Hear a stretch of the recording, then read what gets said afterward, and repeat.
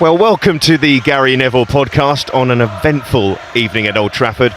Gary, where to start? How about we start with the red card? We don't see incidents like that too often. Only the third time in the Premier League that a player's been sent off for, inverted commas, fighting their own teammates. Thoughts on that to begin with? Should we start with the worst decision of the weekend? Me agreeing to do a second podcast yesterday, thinking United were going to go fourth.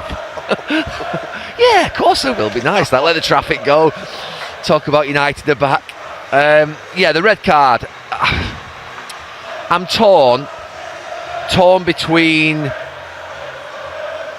the referee making the right decision by the letter of the law. He's obviously slapped his own player. Whether you slap your own player or an opposition player, then that point around, is it negligible, subjective, versus I just felt like it could have been avoided, and it could have been one that I think a yellow card, everyone would have said, okay, I get on with it.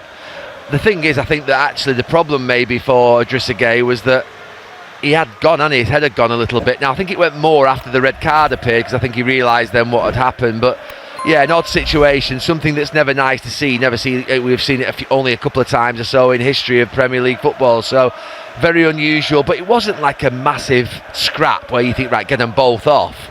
It was just a little bit of a tap, wasn't it? It was like the edge of his sort of fingers, and yeah. Didn't have the best view of it either, so you're thinking to yourself, well, how much of a slap was it? But look, he's given the referee a decision to make. He's right on top of it, the referee, and he put his team, you would have imagined, in a very bad position, but didn't quite work out like that.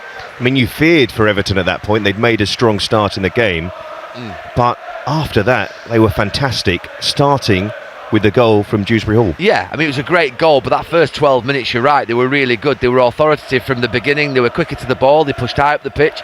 They were pressing well. United never got going in that first 12 minutes, but like you say, the red card, you're thinking, okay, how are Manchester United going to play? But I just thought that it was a mixture from Everton of really good defending, really good shape, really good energy, frustrated United, but also I thought that when they got on the ball through Ndiaye, Dewsbury Hall and Grealish and Barry up front being a bit of a sort of battering ram and someone who flicked it on, I thought they did really well. I thought Garner was fantastic in midfield. They all took the ball. They didn't just pump it forward. They were a bit backs to the wall in the second half, as you'd expect, but I thought after the red card in the first half, they played some really good stuff, particularly down here in front of us through Ndiaye, and look, they deserved the goal. I mean, it was coming. There was a couple of minutes before that where Dewsbury Hall, I think, had got involved as well.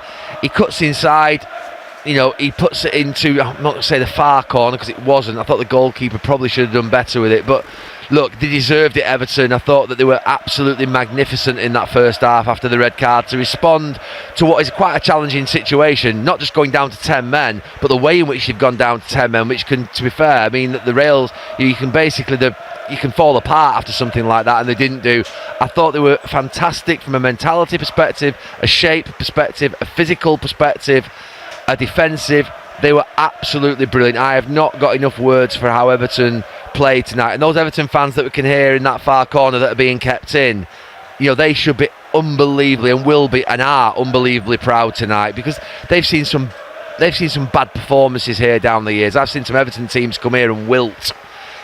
So poor, beaten before they actually even get out of the tunnel, because they're so deep in the game, so back foot, so glass half empty. And you've seen tonight from the first minute that back four pushed up, they were ready for it. They fancied it a little bit, and they fancied it a lot more than those red shirts. And David Moyes, obviously someone who's never beaten Manchester United at Old Trafford, has finally done it in quite unexpected circumstances. Unexpected before the game that you thought they were going to win, but certainly unexpected having gone down to 10 men. So yeah, you talk about Everton.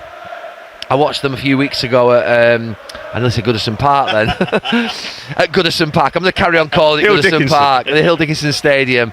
Yeah, it's a couple of weeks ago at the Hill Dickinson Stadium. A few weeks ago at Hill Dickinson Stadium against Tottenham, and not a lot happened for them on that day. It was a difficult day for them, but tonight, it's a magical night, absolutely memorable. And like I say, there's 3,000 or 4,000 of those Everton fans over in that far corner who are going to go back to Merseyside tonight and be absolutely buzzing. Well, there's a lot fewer Manchester United supporters in the ground. Now the hard bit about their display tonight. You were particularly frustrated during the commentary about Amorim's reaction to the situation and not maybe the substitutions, the positioning of players? Well, look, we can start with the manager, but I think we must start with the players. You have to, when you're playing football at the Premier League, I'm not even going to say at Manchester United, I'm just going to say at Premier League and professional level, you've got to adapt to the circumstances within the game. In the first half, I mentioned it looked as if they didn't know, they'd not planned how to play with 10 men. And I'm probably, to be fair, letting them off the hook, the players there, with regards to, well, it's pretty damn obvious, isn't it, how you play with 10 men? You shift the ball a bit, well, you shift the ball quicker, you shift it from side to side, you switch play, you stretch the pitch and make it as big as possible, and this pitch always feels big at Old Trafford. You make sure that you literally run the other team ragged. Manchester United kept at times 3 and 4 and 5 players, maybe not behind the ball, but maybe behind, well, just a one Everton player with Barry up front. The 3 at the back had to form differently. They had to change. Now, that doesn't mean to say, I know that Ruben Amorim has said he'll never change his 3 at the back system. I get it. But I'm sorry. Luke Shaw has to go forward and play like a left winger. He has to. Bring Euro round with De Ligt. Make sure that they mark Barry. Snuff him out. One of you pick him up. Get tight. One of you drop off behind. Make sure he doesn't get the ball. And Casemiro and Bruno Fernandes move forward. Make sure you don't play again too deep. And the rest of the players, to be fair, make sure you try and create some form of overload. I mean, I played here as 10 men a lot of times. And quite simply, you would never see me back. I'd be literally as wide as possible with either David Beckham or Antonio Valencia or Cristiano Ronaldo on that right-hand side, and Ryan Giggs and Dennis Irwin or Patrice Evra would be as wide as possible on this side. And you'd leave basically Scholes in there, literally switching play, which Bruno Fernandes can do, and you'd have that 4 in midfield of Everton charging from side to side, and eventually you work them, you fatigue their legs, you get bodies in the box. Manchester United left 1 man up front all night in Xerxes. They had to have 2 up. Just forget the 2 up from a point of view of changing your system, Ruben. 2 up from a point of view of when there's crosses going in the box, you've got presence. You know, I know that Tarkowski and Keane, what you're trying to do with Tarkowski and Keane, he's not asking necessarily for players to go and beat them in the air, because they're better than probably Manchester United's players that were on the pitch. What you're asking to do is occupy them. You're occupying the centre-backs. And I'm going to go back and say, let's pretend that's Cole and York. They're not going to beat 2 giant centre-halves in the air, but they can occupy the centre-backs, which means that someone else can maybe make a run in and get the goal. Casemiro or whoever. And I just thought United was so pedestrian and so negative, having gone to 10 men. You've got a flood forward. It's got to be like the Alamo when you're playing against 10 men. And they still kept this 3 at the back. All right, Luke Shaw ambled forward a little bit. I was particularly harsh on Luke Shaw, less so on Euro, because you're always a centre-back. Luke Shaw's not a centre-back. Luke Shaw is a left-back who can go forward and go forward well, and actually's got a good left foot. So you be the one who dominates and goes forward on that left-hand side. Euro comes round a little bit. You don't want him on this right-hand channel in the ball, which we saw for so much in the second half. And he's just playing passes. He's not capable of doing that. That's not his game. So I was harder on Shaw. I thought Shaw was so disappointing in the second half. I thought the substitution, and I'm riffing now, in no particular order as I feel it. Bringing Dallo on that far side and blocking that side off. I know Dorgu was having a tough night. He wasn't great at all. But at least he's got a left foot. But putting Dallo on meant that all of a sudden that he's having to turn back the way on his right foot and play around. Now, he's a capable player, Diogo Dallo. He's not a left wing back though. He's not a left winger. He's finding himself as a left winger. Dallo is not a left winger. And I just think the only player that I could say that maybe had anything about him, Ahmad showed a little glimpse of something. It was nowhere near good enough. That was a really bad night for United. It was an embarrassment at times. Have you touched on part of the issue, though, a personnel issue perhaps? They weren't able to have those substitutes to bring on that could... You mentioned the likes of Ronaldo and Beckham and Valencia. They don't have those players available to them all. I wasn't referring to those players in terms of quality, and they should be... I was referring about the actual positions that the players who were out there should have been in. Look, they've got injuries. Sesko's injured, Cunha's injured, but forget that. There's no excuses tonight, by the way. I'm not entertaining that one bit. You know, you think about Everton's squad, they lost Seamus Coleman after 1 minute, 2 minutes. They had a man sent off. No excuses. Let's not start that game. I think we need to be very careful. Look, United have got players missing, but so has every other club. Everton dominated them with 11 men and with 10 men in a different way of domination, but they dominated them through their fight and their spirit. I thought that was a Manchester United team tonight who have come here off the back of a decent run, a decent sort of international break between October and November, and maybe we've all fallen into that trap of just thinking United are back, there's a bit of expectancy, they're going to go up to 4th or 5th in the league, level with Villa, they're going to be 21 points, they're going to be ahead of Liverpool. We're all thinking it. Let's be clear, let's be honest with ourselves. Why wouldn't we think it? You're playing against Everton, who we ordinarily, to be fair, beat here. And it's complacency. And complacency will kill you. The minute that you think, as a football player, that you just have to turn up on that pitch and you're Manchester United and you can play, or any football club, you're done. And they've turned up tonight off the back of an international break. They've had a full 5-6 days break all together. It's been perfect. You couldn't ask for any more. There's no international football that's interfered with this build-up. There's no European football for them. They've had the perfect amount of time to really prepare for this match. And it's as if they've imagined in their heads they're going to be in the Champions League places. And they've thought that maybe before the game. And it just smelled of complacency. From minute one, actually, they weren't at it from the beginning. I mean, that first 12 minutes before Idrissa Gueye got sent off, Everton were by far the better team. Quicker to the ball, sharper, more positive, look have more intent about them. And that is a bad one for United. And look, I actually think they've been a lot better in the last few weeks. I think that probably takes us back to Brentford away. And you can't go from here, good standards, and the fight that they showed in certain games in that period between Liverpool, the Liverpool game, the Forest game, the Tottenham game. You can't go from that to that. It erodes confidence. It erodes trust. It erodes trust. We're trying to build a trust in a manager. We're trying to build a trust in a team. And tonight, the fans have left that game. I mean, they booed collectively at the end. It was a loud, and rightly so. I mean, that was a really poor performance, but it erodes trust. And tonight, you lose a lot again. It's almost as if you've gone sort of like 2 or 3 steps forward. Everyone's feeling a little bit better about themselves, and you've just gone back to the start again. And look, there's a long way to go. And to be fair, it's a tight league, and everyone's being inconsistent. Everyone's beating one another. There's only Arsenal really that are demonstrating the level of consistency that you would say is really acceptable by all the top clubs. So there'll be, opportunities to correct it and put it right. But you can lose football matches, but you can't lose them like that. You can't lose them like that. That's nowhere near good enough. It's not acceptable. Shall we end with another word for Everton, who moved above Liverpool with this win tonight, which is huge for them at this stage of the season. First time in 10 years they've been in this sort of position. And, of course, for David Moyes with his first win as a visiting manager at Old Trafford. Yeah, and he's just there doing his interview, and look, he had a bad time here, a difficult time here, and he's had a difficult time playing here with other teams.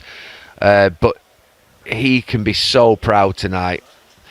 Not just proud of how they have demonstrated a fight and a spirit and a resilience and a really good physical level, but the intent of his team, intent pre the red card, but how his team took the ball and were brave after they went to 10 men. That was more impressive. They really did a good job, and they were really sort of got on the ball. And I've seen Everton teams come here down the years, and like I say, I've seen them where they've literally sort of been a bit half-hearted. They've not really felt it. They've had no belief in here. They had that tonight, and it's not just because they've won. It's not just because they've gone to 10 men. They had it before that. I just thought the first 10, 15 minutes when they were pushing up the pitch, they were pressing, they looked like they were getting after United. They deserved it. He set his team up really well. That should give them an enormous amount of confidence. And like you say, for them to be above Liverpool at this stage in the season, you would have imagined it. It's a brilliant position for Everton to be in. And yeah, like I say, I think that you can have no qualms tonight if you're a Manchester United fan. And if you're an Everton fan, it's a night that you deserve, because your team did you absolutely proud and played better. They played a better football match, full stop. Sometimes you can get smash and grabs with 10 men. Sometimes you can get smash and grabs with 11 men when you're a team that are a little bit lower down the league and a little bit less quality than the team that you're playing against. That wasn't a smash and grab. That was a fully deserved victory. Well done to Everton. Well, Gary, thank you very much for the bonus pod. Didn't go the way you would have wanted. No, it was, do you know something, Seb? you sometimes getting the balance right. You're a United fan, and you're trying to do a commentary where you're basically watching a football match, but you end up getting angry. You're angry because you've had that lived experience of being out there on that pitch and come on. You like that? You're thinking, come on, go forward. Just do something with intent. Do something like you mean it. And so much in that second half you could look at and think it was wrong. And sometimes you can't put words around it. You can't explain it. You're just watching it. And it's apathy. It's apathy. And look, you sometimes get emotional as you talk as a fan, and sometimes you can get that balance wrong. But like I say, from a point of view of watching the other team play, you look at Everton and got full of admiration for them and deserved everything that they got tonight. But from a United perspective, you're thinking that you want your team to sort of just lift and go and grow and take the pressure off the manager, and that just takes it back. And we're at the start of the winter straight, the period of the season that I used to love most. Get the international breaks out of the way. You've got 10 or 15 games now without reply. Without international breaks, without a lot of European football at moments during this period. It finishes obviously in December. So it's a really enjoyable period of the season where the Premier League really gets into its stride. And you've got to set off on that straight really, really strong. And Everton have done that tonight, and Manchester United haven't. It's a good way to end it, Gary. Excellent. Thanks very much. Thank you. The future of Ethan Nwanery's potential loan move is suddenly uncertain, as Arsenal remain wary of repeating past setbacks caused by injuries. According to recent reports, the club is open to sending the young midfielder out on loan this winter, but the idea raises immediate questions. Nwanery has become the talk of the moment after a report from the Daily Mail suggested that Arsenal are considering a temporary move for the 18-year-old. Despite his limited minutes this season, the thought of letting him leave, even temporarily, comes with significant doubts. Back in October, Mikel Arteta publicly insisted that Nwanery would have plenty of opportunities to play, pointing to the fact that the teenager had already been called upon when Martin Odegaard was injured. "I don't know, but I don't work with expectations," Arteta said at the time. "I work with what the players can give in the context of where the team is at that moment." Ethan played 2 Premier League matches early on because Martin was out. He's played in other competitions and he'll play more. Yet the reality has been very different. Nwanery has logged fewer than 500 minutes this season, appearing in just 5 of Arsenal's 11 Premier League games, none of them as a starter. His only starts came in the 2 EFL Cup wins over Port Vale and Brighton, and in the 3-0 Champions League victory against Slavia Prague. The arrival of Ebereki Eze and the promotion of Max Daumann have tightened competition even further. And despite injuries to Odegaard, Bukayo Saka, and Noni Madueke, Nwanery's pathway has only narrowed. It's easy to forget how young he still is. At 18, and having first debuted at just 15, like Daumann, these are formative years where consistent playing time is crucial. The busy festive period could open that door, but with Odegaard, Madueke, and Kai Havertz all nearing their returns, there's a real chance Nwanery could slide even further down the pecking order. This is why a January loan sounds logical on paper, but it also sets off alarm bells. Arsenal's season has already been shaped by injuries for the second year in a row, and squad depth has never felt more essential. A single setback among the attacking players over the holiday fixture run could thrust Nwanery back into an important role almost overnight. The more sensible approach may be to reassess in the summer, once the squad naturally reshapes and the club have a clearer picture of their needs heading into 2025. Only then would a loan feel more secure, ensuring Nwanery actually gets the minutes he needs rather than risking another stalled development. Even then, nothing is guaranteed. Supporters will remember Serge Gnabry's loan to West Brom, intended to push him closer to first-team football, but ultimately a move that derailed his progress before he rebuilt his career in Germany. Arsenal's recent history with loans has been mixed at best, and too often unsuccessful. For now, the club must weigh the immediate needs of the squad against the long-term growth of one of their brightest prospects. Whether a loan becomes the right option, or another cautionary tale, remains to be seen. But the complexity of Nwanery's situation extends beyond simply playing time and squad depth. Inside the club, there is an ongoing debate about how quickly young talents should be exposed to the pressures of elite-level football. Some staff members argue that Nwanery's technical level is already above many players his age and that keeping him close to Arteta's structure will accelerate his development. Others believe that without consistent starts, and without a clear pathway to earn them, his progress could plateau. The uncertainty has also stirred conversation among supporters and pundits. Several former Arsenal players have expressed concern that the club may be repeating old patterns, where promising youngsters become trapped between first-team aspirations and inconsistent minutes. Others, however, believe the club is being careful for the right reasons, protecting a player who still needs physical development before facing the demands of weekly Premier League battles. This internal and external pressure has placed added scrutiny on Arteta's handling of young talents this season. While he has been praised for trusting academy graduates in the past, the balance has become harder to maintain now that Arsenal are competing on multiple fronts and aiming for silverware. Every decision carries weight. Resting senior players risks losing points, while overusing inexperienced teenagers risks injury or decline in confidence. There is also the broader question of what kind of loan would actually benefit Nwaneri, should the club eventually decide to pursue one. A move to a Premier League side fighting relegation could offer minutes, but expose him to a demanding environment that prioritizes survival over development. A championship loan, on the other hand, might provide consistent matches, but at the cost of adjusting to a more physical style that does not always align with Arsenal's tactical identity. European options have been mentioned as well, though not confirmed. The possibility of joining a club in the Netherlands or Germany, leagues known for nurturing young talent, has been discussed quietly among observers. Yet Arsenal are hesitant, given how unpredictable such moves can be and how often they fail to produce the expected results. Meanwhile, Nwaneri himself remains focused and professional, according to those around the training ground. He is said to be eager for opportunities, but not frustrated or discouraged. The coaching staff admire his attitude, which only complicates the decision further. He is doing everything right, and still his future remains uncertain. As Arsenal approach the January window, the club finds itself at a crossroads. The next few weeks will likely be decisive, not just for Nwaneri's short-term career, but for how Arsenal choose to manage their most gifted prospects in an era of high expectations and relentless schedules. Any decision made now will be examined closely, not only because of what it means for Nwaneri, but because it will signal how the club intends to balance ambition with development as they move into the next phase of Arteta's project. Arsenal now face a difficult setback. Piero Hincapié may have to step into the North London derby under less than ideal circumstances after Gabriel's injury blow. The club is hoping that Hincapié's long late return trip to North London won't affect his readiness to replace Gabriel against Tottenham, because losing the Brazilian for such a crucial match is a major hit to Mikel Arteta's plans.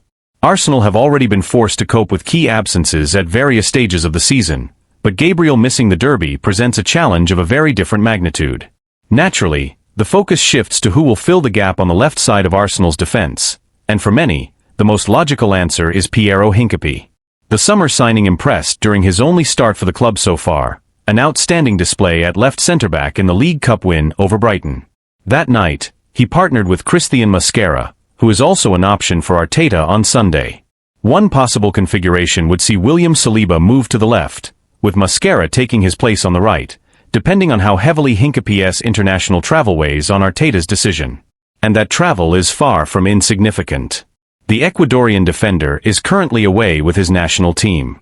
He captained Ecuador during their 0-0 draw with Canada, helping secure the clean sheet. But the real concern comes with his final international fixture. Ecuador face New Zealand in New Jersey in the early hours of Wednesday morning, UK time. The match kicks off at 1:30 a.m. and is expected to finish around 4 a.m. Only after that will Hincapié board his flight back to England, meaning he won't arrive in London until Wednesday afternoon at the earliest. From there, he will have just a handful of days to recover, settle back in, and prepare for one of the most intense fixtures of the season. The slight silver lining is that the derby falls late in the weekend, giving him as much time as possible to reintegrate. Still, the timing of his return is far from ideal and adds yet another layer of uncertainty to Arsenal's defensive preparations ahead of a match that could define their momentum for weeks to come. Beyond the logistical headache, Arteta and his staff must also consider the physical and tactical demands that a North London derby imposes. It is not the sort of match where a defender can arrive underprepared, particularly against a Tottenham side that has looked sharp in attack this season.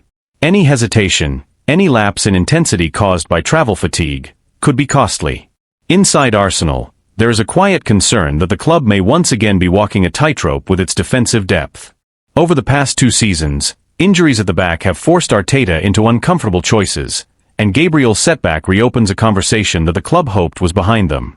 The manager has repeatedly emphasized the importance of continuity across the defensive line, especially given how central the high defensive line and controlled build-up are to Arsenal's identity. Gabriel and Saliba have been at the core of that stability, and disrupting it inevitably changes the team's rhythm. Analysts close to the club have noted that Hincapie's profile fits the role well: confident under pressure, quick across the ground, and capable of progressing the ball with either foot. However, they also caution that he is still adapting to the Premier League's pace and physicality. Throwing him straight into a derby environment may accelerate his integration, but it also carries risk. Supporters have expressed mixed reactions as well. Many are eager to see Hincapie given a real opportunity, believing his style suits Arsenal's long-term plans. Others worry that asking him to deliver immediately, under difficult circumstances, could place unnecessary pressure on a player still in the early stages of adjusting to English football. The timing of Gabriel's injury also complicates Arsenal's broader goals. With a congested winter schedule approaching and the title race tightening, every match takes on heightened importance. Dropping points against Tottenham could shift momentum, not just in the standings but in confidence across the squad. It also forces Arteta to rethink how he manages minutes for defenders who have already logged heavy workloads this season. Club insiders say the staff have been preparing contingency plans for weeks, anticipating scenarios where international duties and injuries overlap. Yet even the best planning can be stretched thin when travel delays and late-night kickoffs are added to the equation. In the coming days, the medical and performance teams will conduct assessments to determine exactly how ready Hincapie is for Sunday's showdown. Arteta is expected to make a late decision, balancing long-term health with short-term necessity. The hope is that the Ecuadorian arrives in good condition, responds well to training, and can at least offer a reliable solution in Gabriel's absence. What remains undeniable is that Arsenal enter the derby under a new layer of pressure, forced to adapt, to trust their depth, and to test the resilience that has been a defining theme of their season so far.